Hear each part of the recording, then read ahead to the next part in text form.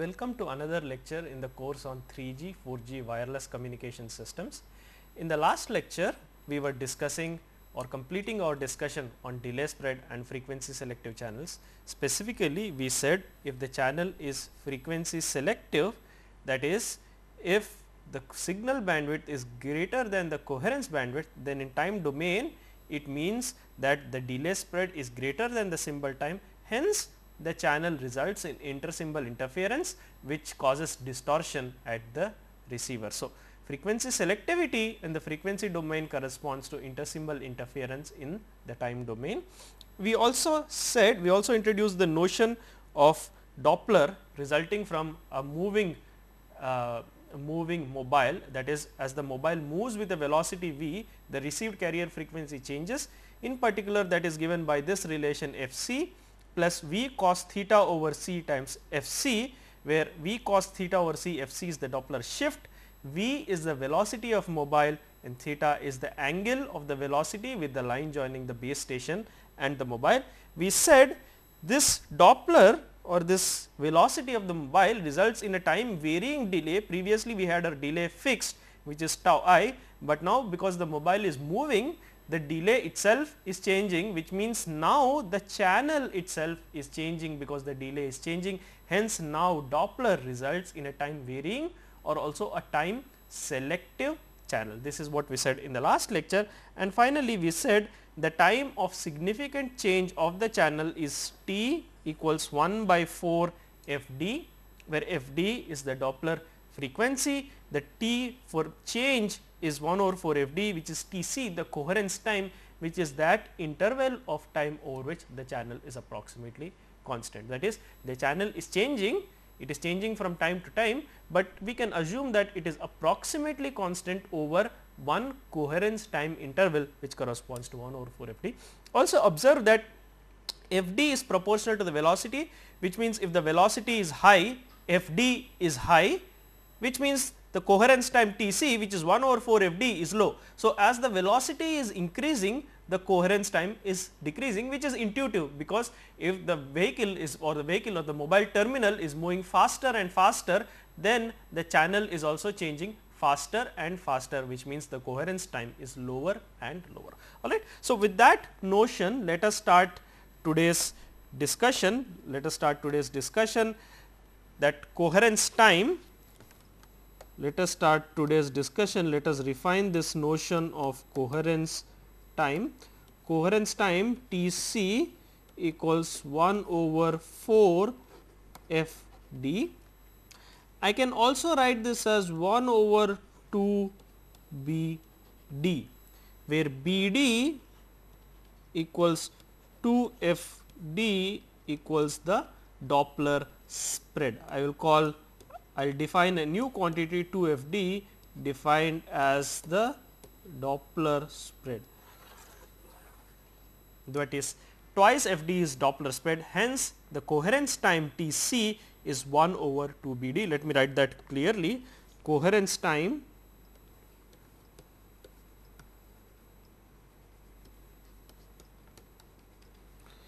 equals 1 over twice the Doppler spread of the channel, which is B D. Okay. Let us do an example to understand this better. Let us do an example of a 3G, 4G wireless communication system. Let us go back to our earlier example, where there was a vehicle or there was a person in a vehicle which was moving at 60 miles per hour, that is, vehicle at 60 miles per hour moving directly towards the base station at carrier frequency f c equals 1850 megahertz, or in other words 1850 megahertz is the same as 1.8 gigahertz or 1.85 gigahertz. Now, we want to find out what is the coherence time. So, want to find out what is the question. Question is, what is the coherence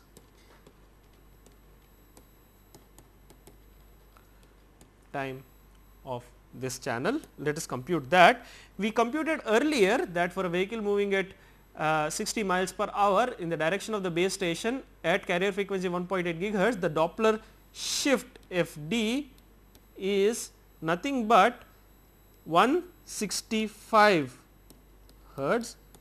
The Doppler shift is 165 hertz, which means the Doppler spread BD equals twice FD equals 2 into 165 equals 330 hertz. That is the Doppler spread. This is nothing but the Doppler spread, that is the Doppler spread of a vehicle moving at 60 miles per hour with a person sitting in it, or a mobile moving at 60 miles per hour directly towards the base station at and communicating at a carrier frequency of 1.85 gigahertz is 330 hertz. Hence, the coherence time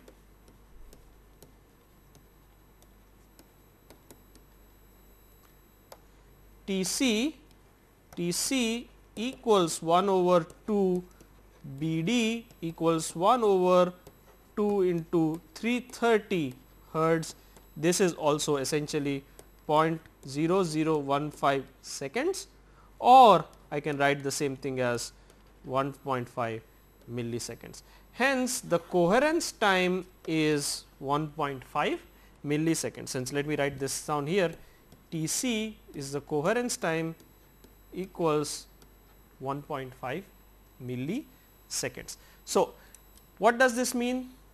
This means that when you are moving at 60 miles per hour towards the base station, roughly the period of time over which the channel is constant can be assumed to be 1.5 milliseconds. After 1.5 millisecond, the channel changes to something different. That is, if I am looking at the fading coefficient h, in one period of 1.5 milliseconds is approximately constant. In the next period, it has changed to some value, a different value, which is L h tilde, and so on. Alright, so that is the importance of the channel coherence time, and you can also see that this coherence time is approximately of the order of milliseconds. So, let me write down that property also here. In real wireless channels or in practical wireless channels,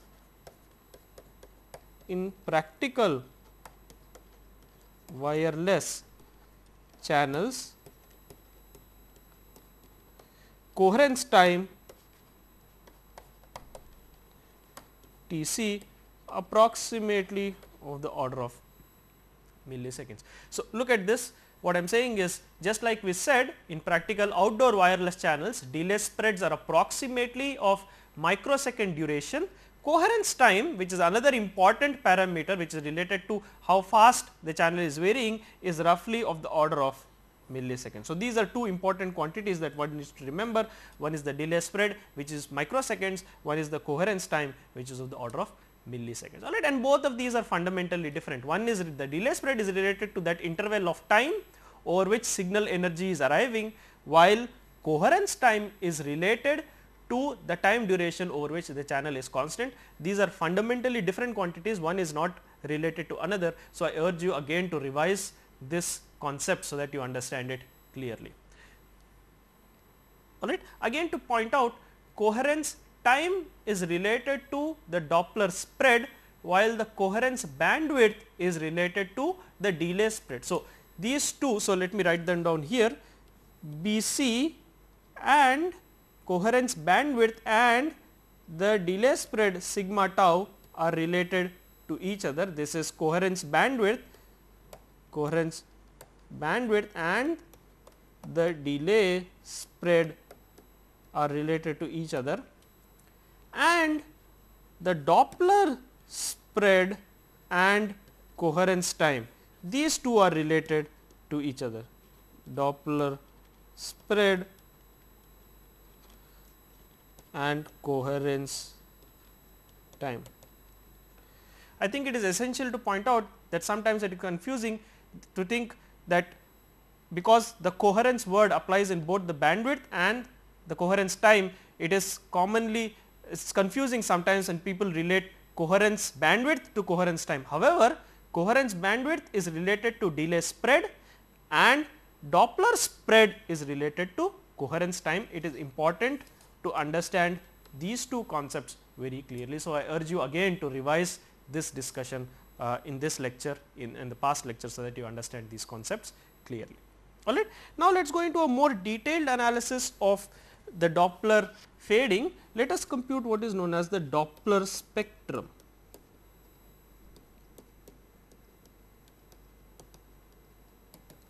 The Doppler spectrum. For this, I will need what is known as the correlation function of the channel. So, first I want to compute the Doppler spectrum, because gives me a better idea, it gives me a more clearer idea of how fast or how slow is the channel varying with respect to time. So, I want to compute the Doppler spectrum. So, because it gives intuition into the rate of change of the wireless, of the 3G 4G wireless channel.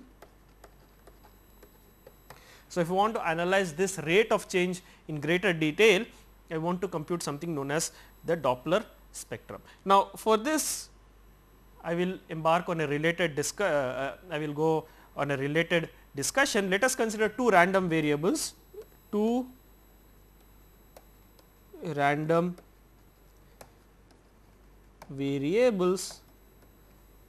x comma y. We know that the correlation defined as expected x into y conjugate, this is the correlation. This is a measure of how similar or dissimilar these random variables are. This is expected x y conjugate, is also known as the correlation. If the correlation is high, let me write them here. If correlation between x comma y is high, then x and y are similar, then x comma y are similar. Alright. So, if there are two random variables x and y, I compute the correlation between x and y given by expected x y conjugate. If the correlation is high, then x and y are similar, that is, they take values, high values and low values, roughly related to each other. However, if x and y the correlation is low, then it means x and y have no bearing on each other. What the value that x takes is not related to the value that y takes. So, correlation is an important property of random variables. Again, please revise this concept from your knowledge of random process and probability. Alright. Now, so correlation indicates how similar or how dissimilar two random variables are. Now, what I want to do is I want to compute the following correlation. I want to compute, we know that AI of t is the channel coefficient at time t. AI of t is the channel coefficient at time t of the ith path, and we also have an expression for AI of t. AI of t is nothing but AI, which is the attenuation, times e power minus j 2 pi f tau I times e power j 2 pi f d t. We said AIT, we earlier derived this expression, AIT is AI, the attenuation, times e power minus j 2 pi f tau I, where tau I is the initial delay, times e power j 2 pi f dt. We said this is the time varying phase factor. This is the time varying phase factor. This results in, this is what results in the time varying nature of the channel. This results in time varying wireless channel. Alright. Now, what I want to compute is I want to compute the time correlation of this channel as follows. I will compute the quantity expected AI t, AI conjugate t plus delta t, that is I am taking AI of t, that is at a given time I am looking at the channel coefficient of the ith path. I am computing its correlation with AI conjugate t plus delta t, which is the coefficient delta t later. So, this is coefficient, this is the coefficient delta t later. Now, if this correlation is high, this means AIT and AIT plus delta t have high correlation, which means the channel variation from t to delta t is lower.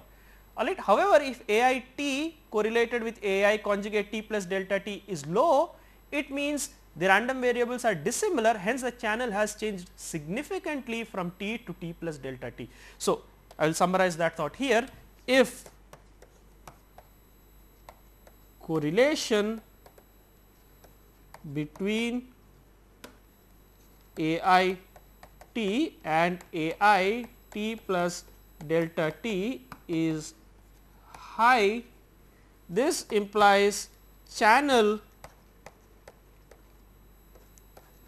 has not, remember, has not changed significantly from t to t plus delta t. So, if the correlation between AIT and AIT plus delta t is high, the channel has not significantly changed from t to t plus delta t, because AIT and AIT plus delta t are similar. However, if the correlation between them is low, then the channel has, then AIT and AIT plus delta t are different, hence the channel has changed significantly from AIT, from t to t plus delta t. Alright. Now, let us compute this correlation, so that the correlation as a function of delta t gives me an idea of how fast the channel is varying, alright, as we just described before.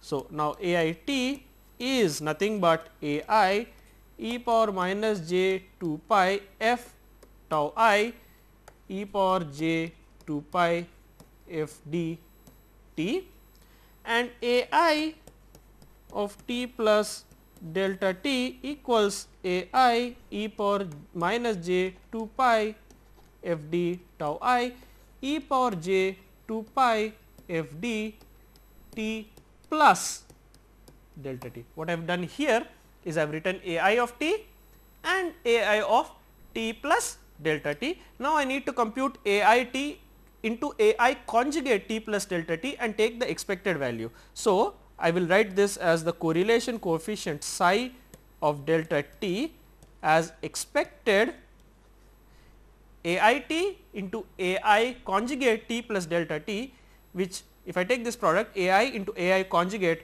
that gives me magnitude AI square into e power minus j 2 pi f tau I f d tau I into e power minus j 2 pi f d tau I conjugate, that gives me 1 into e power j 2 pi f d t into e power minus j 2 pi f d t plus delta t, that gives me e power minus j 2 pi f d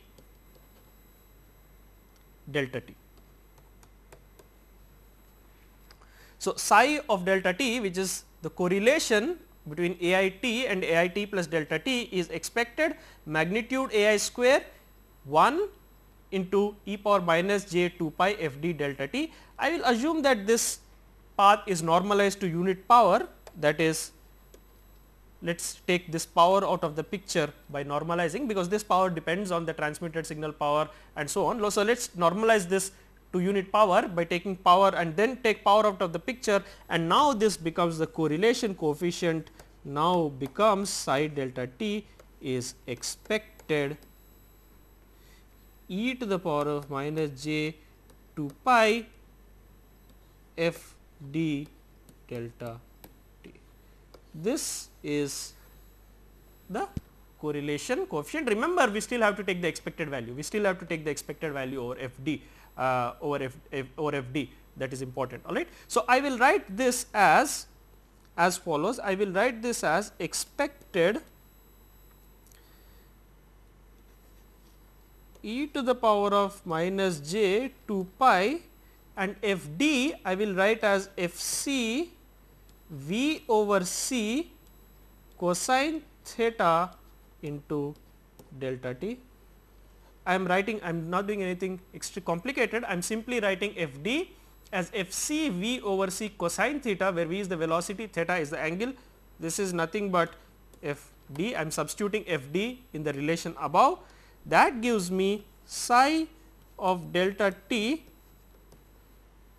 Look at this, f c v over c is nothing but the maximum Doppler shift that corresponds to f c v over c when theta equals 0. This is the maximum Doppler shift, that is f c v over c, which is when the mobile is directly moving towards the base station or away from the base station. So, I will write this as expected e to the power of minus j 2 pi f d max cosine theta over delta t, where f d max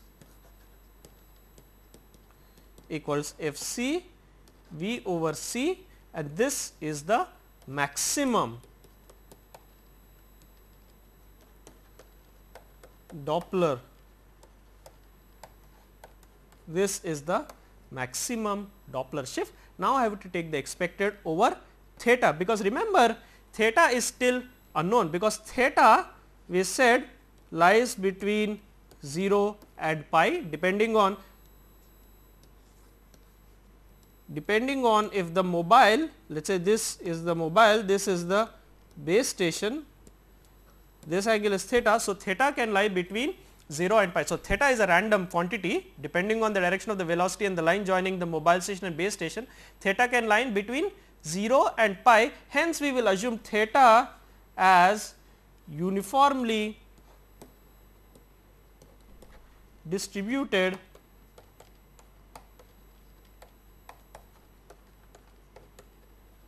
between 0 and pi.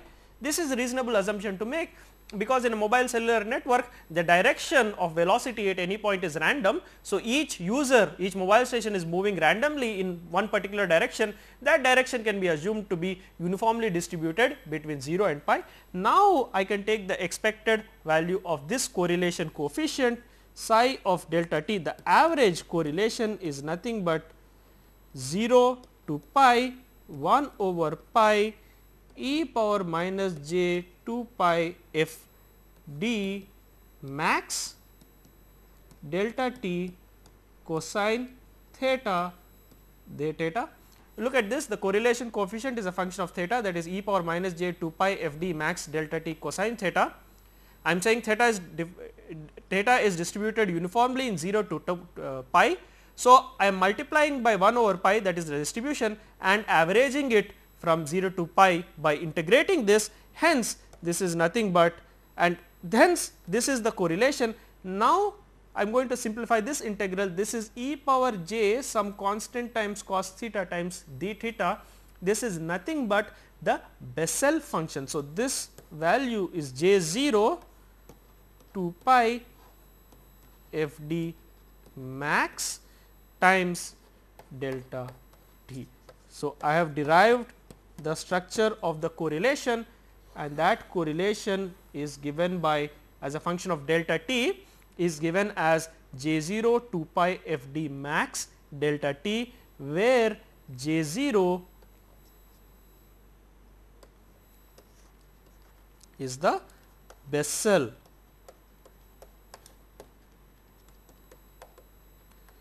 function of 0th order. So, we have now a very interesting relation. We said the correlation coefficient between the channel at t and t plus delta t can be derived as j 0 2 pi f d max, the maximum Doppler shift corresponding to velocity v, times delta t, where j 0 is the Bessel function of the 0th order. Hence, this gives me the correlation as a function of time. Let me show you a plot of this. For instance, if we go here in this I have plotted the correlation. Before that, let me do a minor simplification to this. So, this is j 0. So, psi of delta t is j 0 2 pi f d max of delta t. This can also be written as J0 2 pi. Remember 1 over 4 d, 1 over 4 t coherence, that is 1 over 4 times coherence time is f d max. So, f d max I will write as 1 over 4 T c times delta t. I can also write this as J0 pi over 2 delta t over T c.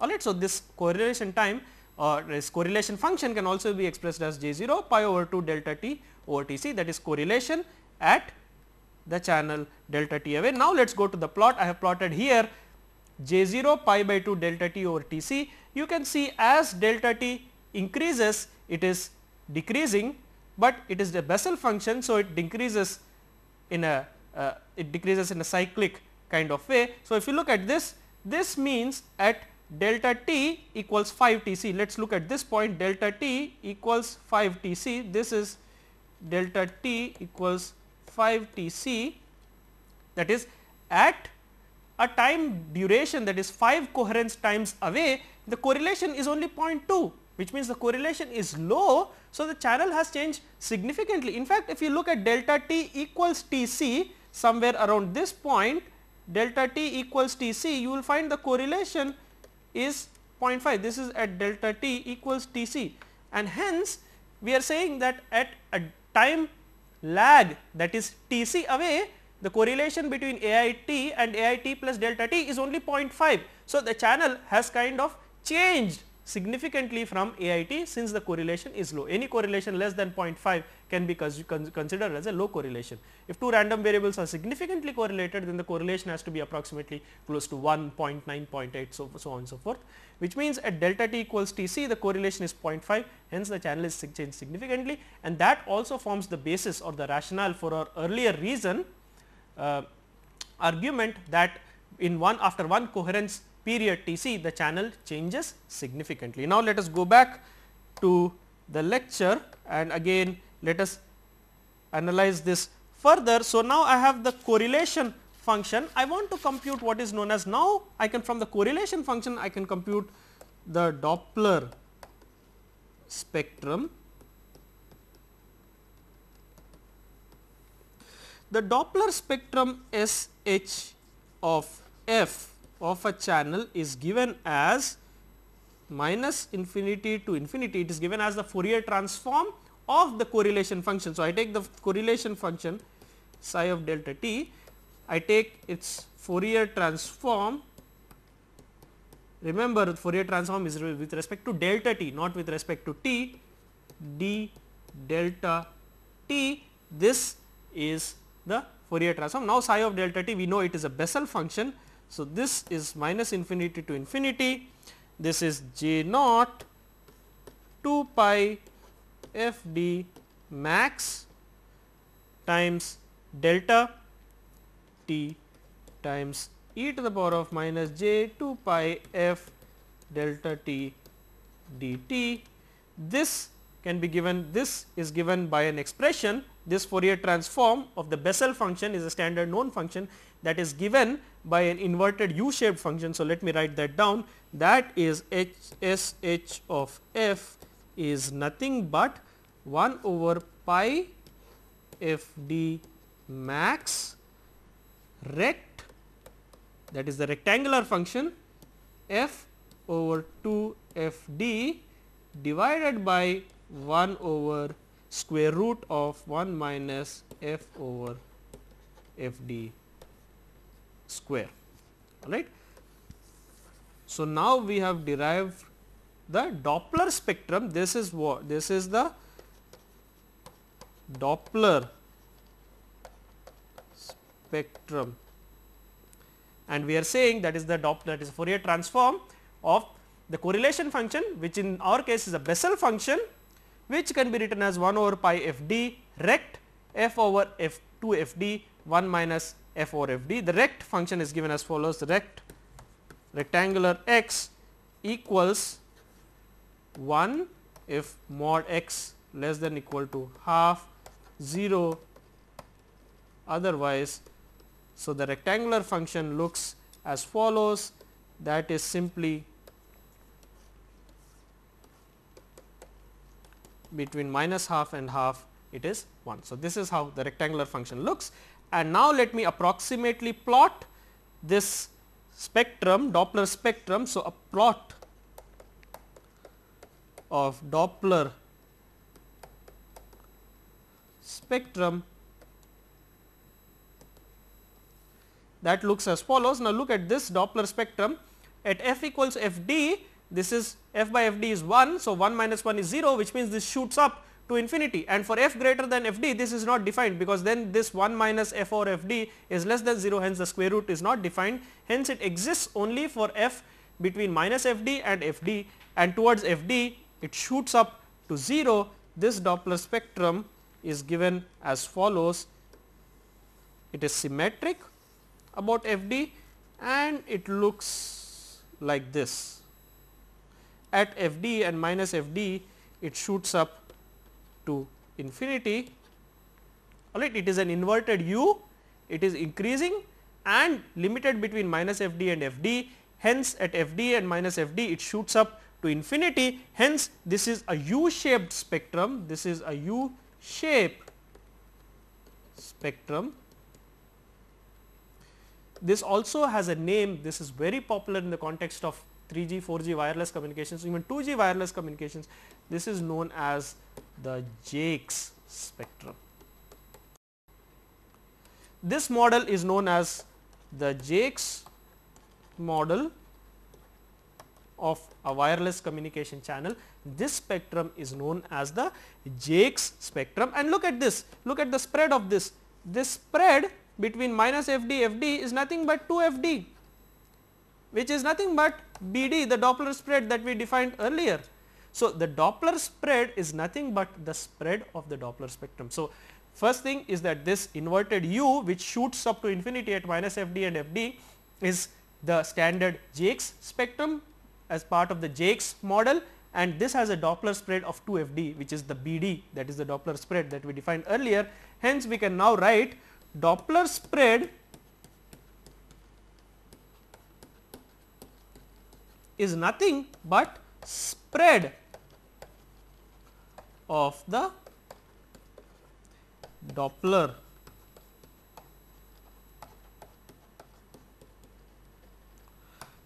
spread is nothing but the spread of the Doppler spectrum. As we have seen, this is a Doppler spectrum, the spread is 2 f d between minus f d and f d. Alright, so the Doppler spread is the spread of the Doppler spectrum, hence the Doppler spectrum gives us an idea of how fast the channel is varying. If you want to get an intuitive feel of how fast the channel is varying, we compute the correlation function. From that we compute the Fourier transform, which is the Doppler spread. This Doppler spread, you can measure the bandwidth of the Doppler spectrum, that gives you the Doppler spread, and 1 or twice the Doppler spread is the coherence time, which gives us an idea of how the channel is varying. This is the complete procedure to compute the coherence time of any given wireless channel statistically, right. So, this is a very important concept, the concept of Doppler spectrum. Now, what are the implications of coherence time? Let us try to understand what are the implications.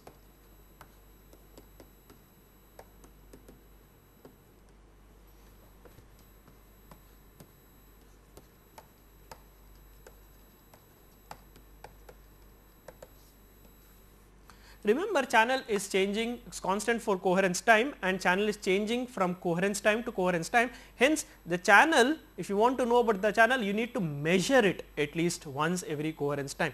Hence, to get knowledge of the channel, it needs to be measured at least once every coherence time. Let me write that over here. Hence,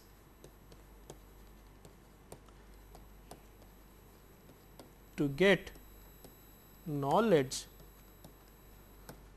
of the channel, it needs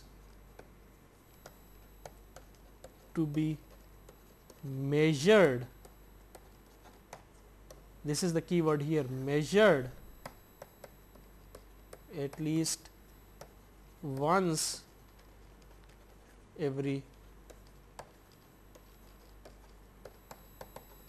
it needs to be measured at least once every coherence time. Why do we need to measure it once every coherence time? Look at this, we said our channel received signal y t is given as y t equals h times x t plus some noise, right, y t equals h times x t plus some noise. Now, let me assume that the noise is insignificant, that is the noise is small. So, I will erase this. So, y t is approximately h of x t.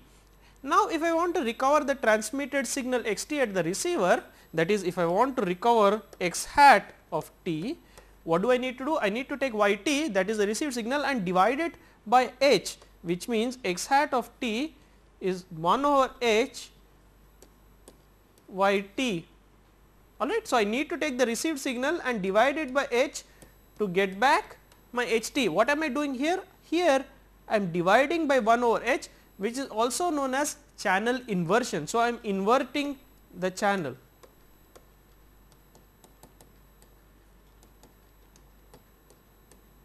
Because h is multiplied with the channel, alright, h is the fading coefficient which is sort of corrupting the signal. I need to invert this h by 1 over h, multiplying it with by t, that gives me x t. Now, to do this I need knowledge of h, which is the channel coefficient. So, I need knowledge of h. Why I need knowledge of h? I need knowledge of h for detection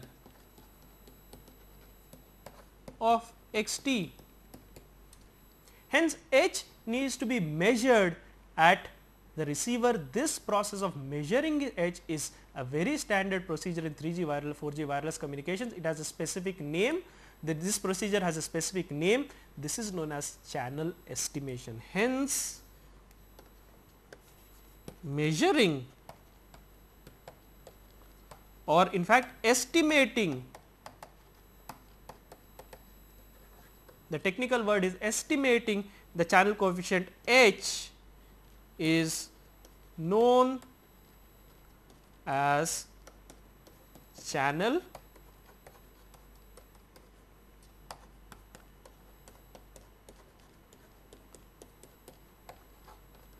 and channel estimation is a key procedure in every 3G, 4G wireless communication system.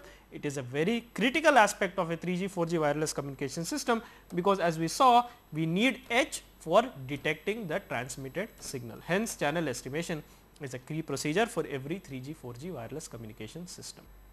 So, now a pertinent question to ask is, how is this channel estimated? How is the channel estimation done at the receiver? So, let us ask. So, the question is, how is the channel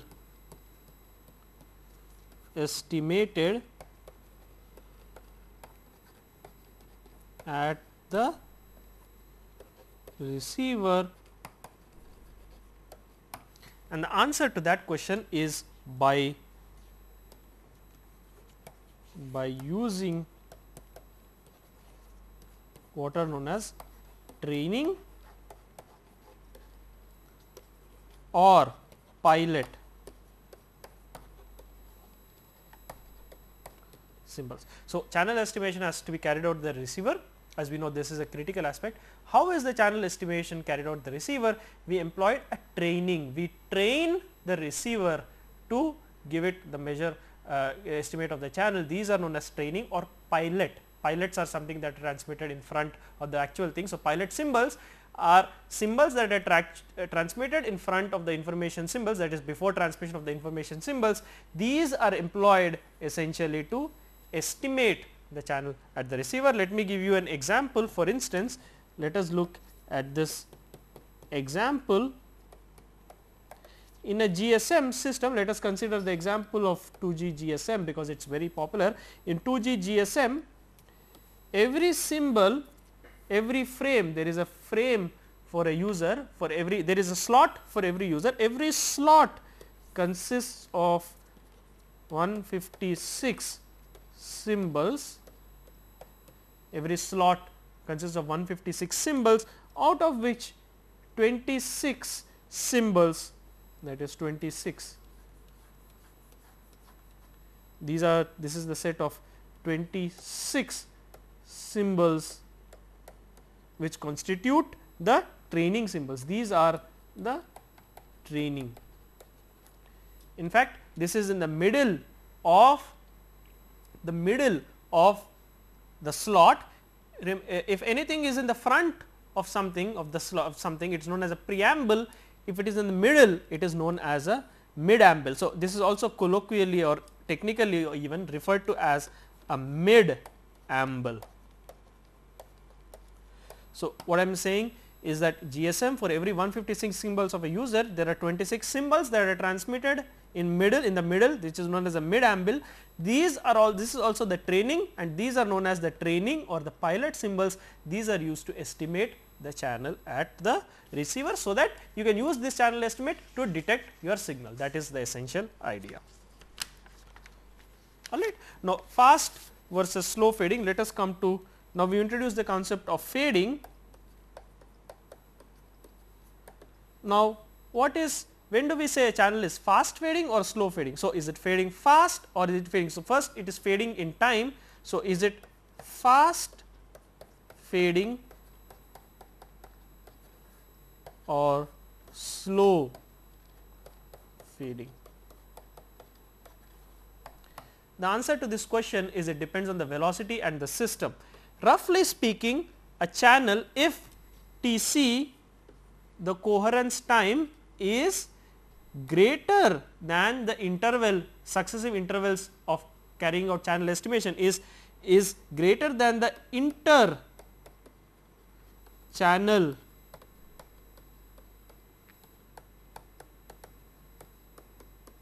estimation time, that is coherence time is greater than the time interval between two channel estimation procedure, then the channel is not changing during one channel estimation procedure. Hence, this channel is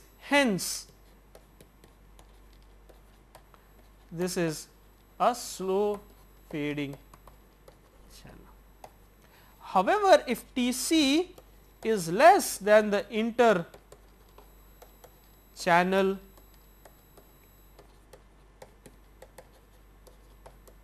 estimation time, that is, I have estimated the channel. Let me draw this pictorially. I have estimated the channel, that is, this is the time at which the channel is estimated. My next channel estimation time is Te plus Te 2 Te, but my coherence time is only this much, which is Tc, which is less than the inter channel estimation time, which means by the time I get here, the channel has changed.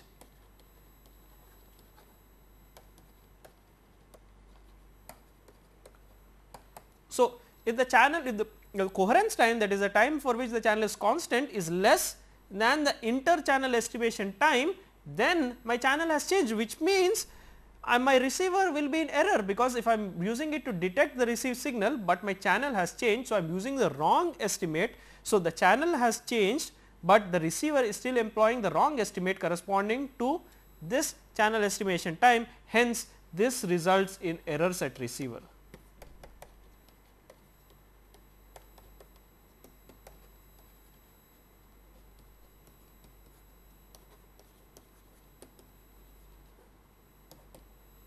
Hence, going back to the previous slide, if Tc is less than the inter channel estimation time, the coherence time is less than the inter channel estimation time, then my channel is fast fading. Alright. Remember, we said something like this before in the case of coherence bandwidth. We said if the delay spread is greater than the symbol time, then the channel has intersymbol interference, which causes distortion at the receiver. Similarly, in context of coherence time, if the coherence time is smaller than the inter channel estimation time, that is, the inter channel estimation time is larger than the coherence time, then the channel changes at a very fast rate, at a rate that is faster than the rate at which you measure the channel. Hence, it causes errors when you use this erroneous estimate of the channel at the receiver for detection of the symbols. So, that is the essential idea here of coherence time, and that is the importance of coherence time. Now, let us put all these ideas together and formulate a comprehensive picture about the nature of the wireless channel. So, let me draw a comprehensive picture.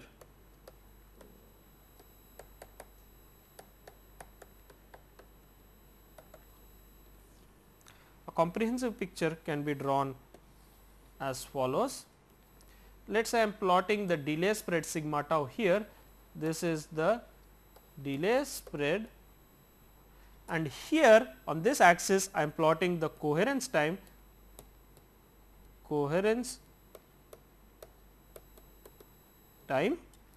I will divide this into 4 quadrant.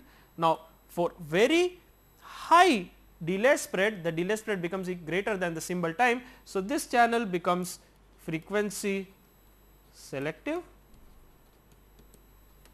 Similarly, here it is also frequency selective. So, very high delay spread, the channel is frequency selective. For low delay spread, the channel is flat fading. That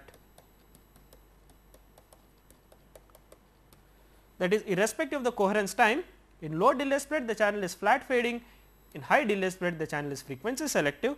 Now, let us look at what happens at high coherence time. If the coherence time is high, then the channel is varying at a slow rate, hence the channel is slow fading.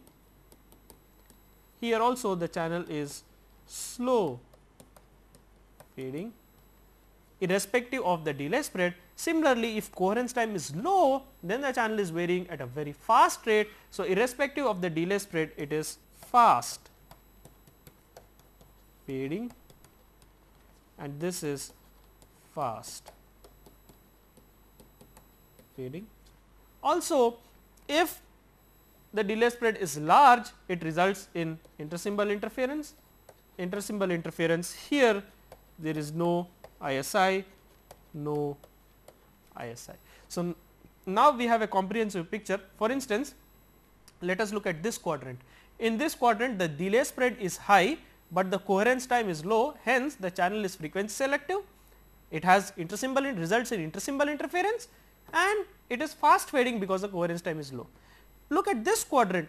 In this quadrant, the delay spread is low, but the coherence time is high, which means no intersymbol interference, the channel is fast fading, and it is slow fading because the coherence time is high. So, that this picture sort of gives you a comprehensive idea of different aspects of the wireless channel, and this understanding, this clarity of understanding about the nature of the wireless channel is extremely important to understand different aspects of the 3G, 4G wireless communication systems. Let us now go to one final aspect in this channel characterization, which is that of under spread.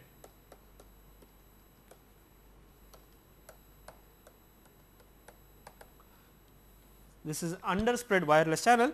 If we looked before, we said the delay spread of an outdoor wireless channel is approximately of the order of microsecond, and the coherence time is approximately of the order of millisecond. Look at this, we looked at both the delay spread of outdoor channels and the coherence time. We said the delay spread is typically of the order of microseconds and the coherence time is typically of the order of milliseconds, which implies that in a typical channel, in a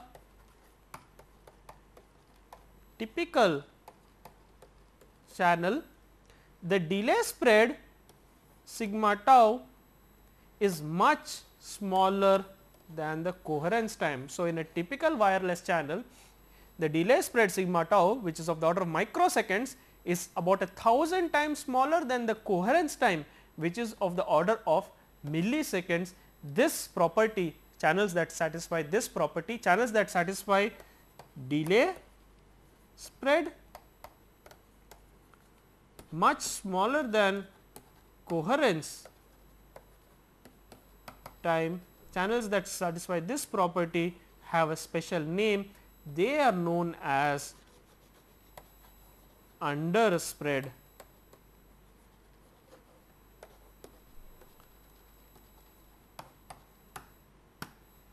channels that satisfy the property that the delay spread is much less than the coherence time are known as underspread channel. All right. So, this is the last idea, and all typical wireless channels outdoor, indoor are underspread channels. So, this is the last idea with which we will conclude this section on channels. Let me revise again, let me again list what topics we have covered in this context. In this section we have covered topics such as, so list of topics that is covered. So, let me write summary.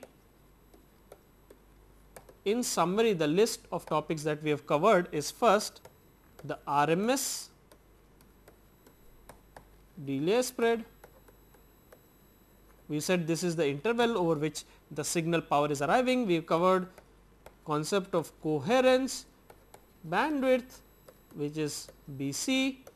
We have covered ISI, which is inter-symbol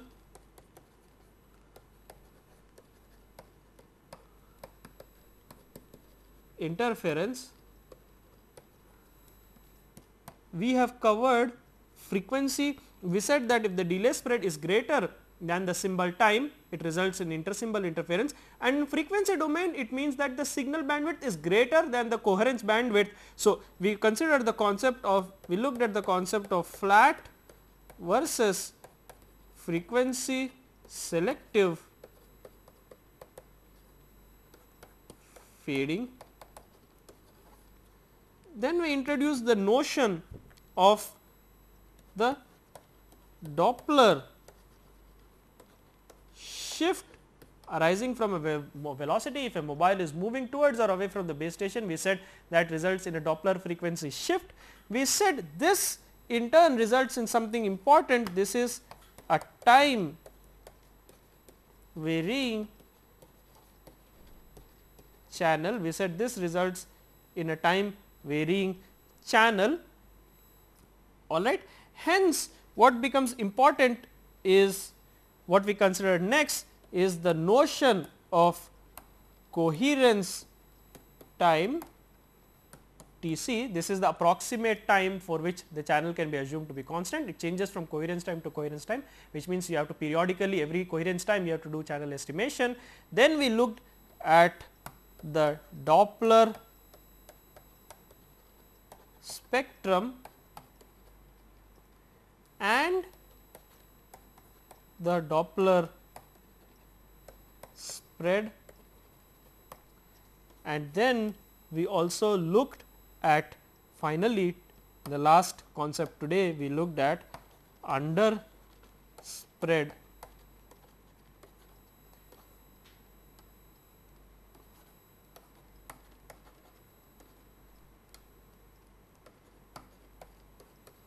that is channels whose delay spread is much smaller than the coherence time are known as underspread channels. These are the topics that we looked at today. This completes our second model on understanding the properties of the wireless channel, characterization of the properties of the wireless channel. Hence, now we will go on to the third module of this course on 3G or 4G wireless communications, which is the module on code division for multiple access. So, now let us start the third module.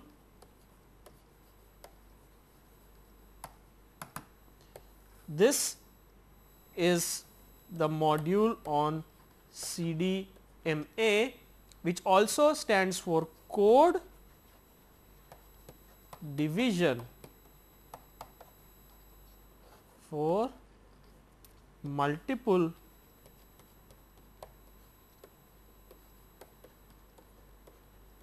CDMA stands for code division for multiple access. All right, CDMA is a very important physical layer technology or important technology for third generation 3G and third generation wireless communication systems. In fact, I urge you to revise the earlier or recollect the first lecture, very first lecture we did in this course on 3G, 4G wireless communication systems.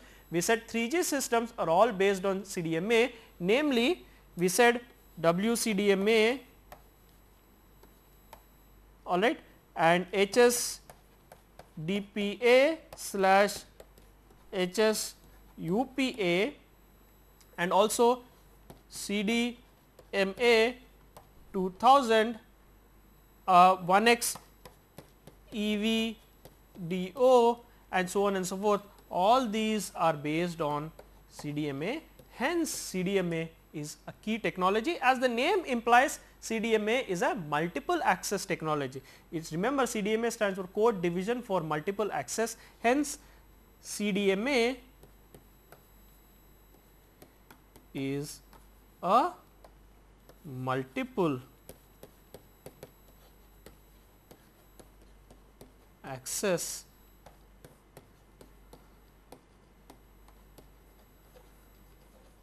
this notion is an important notion. What is a multiple access technology? So, with this, because of short this point, I will conclude this lecture. All right, we will start with a discussion, introduction to CDMA and analyzing CDMA or code division for multiple access in detail starting in the next lecture. Thank you for your attention.